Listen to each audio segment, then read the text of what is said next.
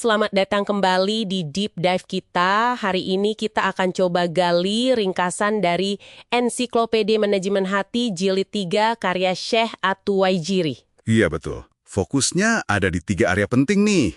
Fikih akhlak, terus fikih hati, sama fikih ketaatan lawan kemaksiatan. 3 pilar utama ya kayaknya. Nah, misi kita kali ini apa? Ya, mencoba memahami gimana sih ketiga hal ini, akhlak Anda, kondisi hati Anda, dan pilihan antara taat atau maksiat, itu saling terkait erat.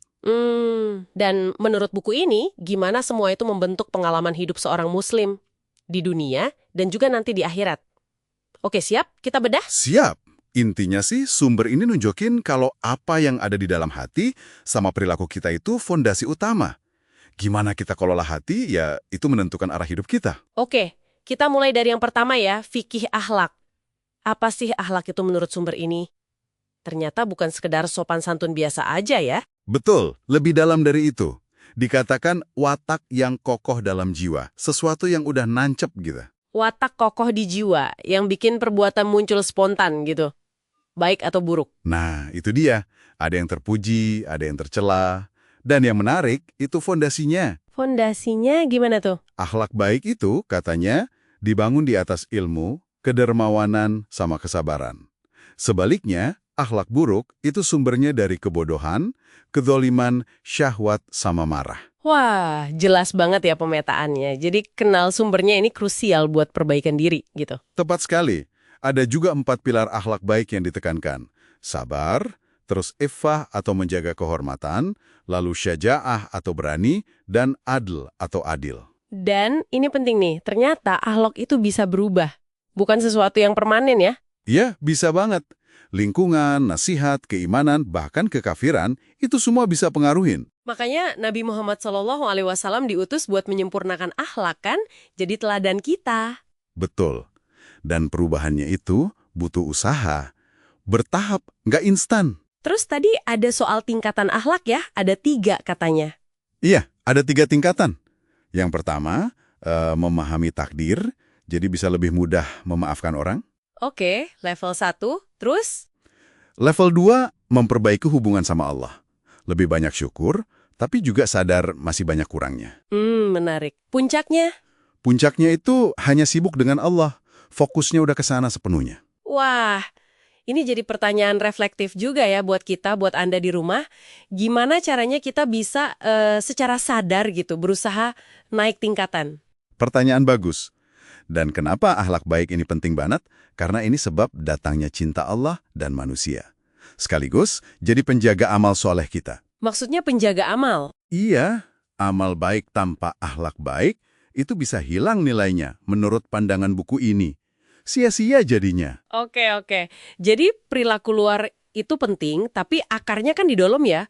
Nah, kita masuk ke fikih hati nih. Yap, jantungnya pembahasan, bisa dibilang. Hati disebut anggota tubuh terpenting yang ngendaliin semuanya. Dan di sini ada bagian yang, wah menarik banget. Ada 3 kondisi hati katanya. Betul. Pertama, hati sehat, kolbun salim. Ini hati yang cinta sama ketaatan. Sehat, oke. Kedua, Hati sakit, kolbun marid. Nah, ini yang banyak penyakitnya. Ria, hasad, sombong, gitu-gitu. penyakit batin ya. Terus yang ketiga? Hati mati, kolbun mayit. Ini yang paling parah. Udah dikuasai penuh sama hawa nafsu. Nggak berfungsi lagi buat kebaikan. Mati, serem juga ya.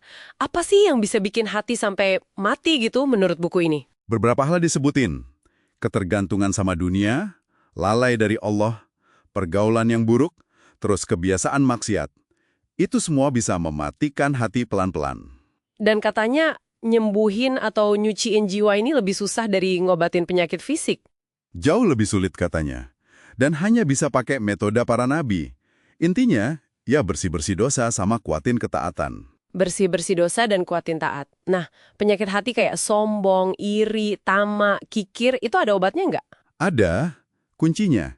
Kenal diri sendiri, kenal Allah, rendah hati, cari ilmu, sama jadi dermawan. Contohnya, sombong itu obatnya ya tawadub, rendah hati. Jadi ada resepnya ya untuk tiap penyakit. Terus tanda hati yang sehat itu apa? Tandanya itu nggak ada lagi keterikatan sama dunia. Hatinya tenang. Tujuannya supaya jiwa bisa kembali ke Tuhan dalam keadaan tenang dan diridhoi. Itu goal besarnya. Kembali dalam keadaan tenang dan diridhoi. Oke. Nah, terakhir nih, fikih ketaatan dan kemaksiatan. Ini soal pilihan dan konsekuensi. Simpelnya gini ya, ketaatan, patuh sama Allah dan Rasul, itu jalan bahagia. Jadi gizi buat hati. Dampaknya positif semua. Iya, dapat nikmat, berkah di umur, rezeki, ilmu amal, terus ditolong Allah juga.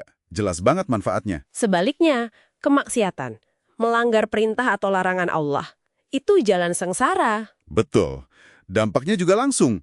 Berkah hilang, datang sengsara, rasa takut, gelisah, hati jadi buta, jauh dari Allah.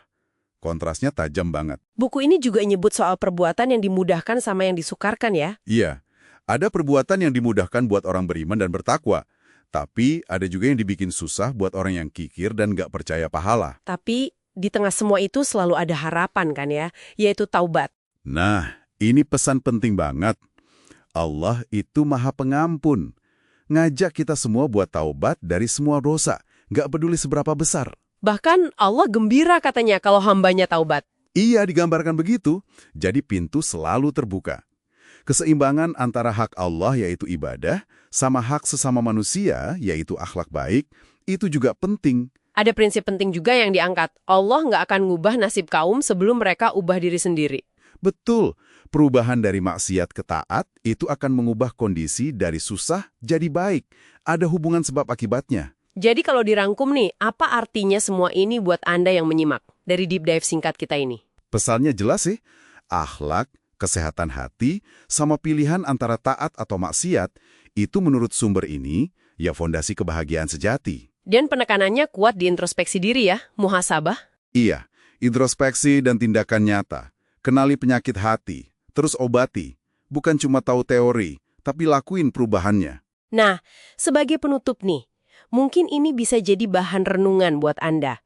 Mengingat buku ini bilang betapa susahnya menyucikan jiwa, bahkan lebih susah dari penyembuhan fisik. Langkah konkret pertama apa sih yang bisa Anda ambil mulai hari ini, sekecil apapun itu, untuk mulai perjalanan membersihkan dan meningkatkan kualitas hati Anda?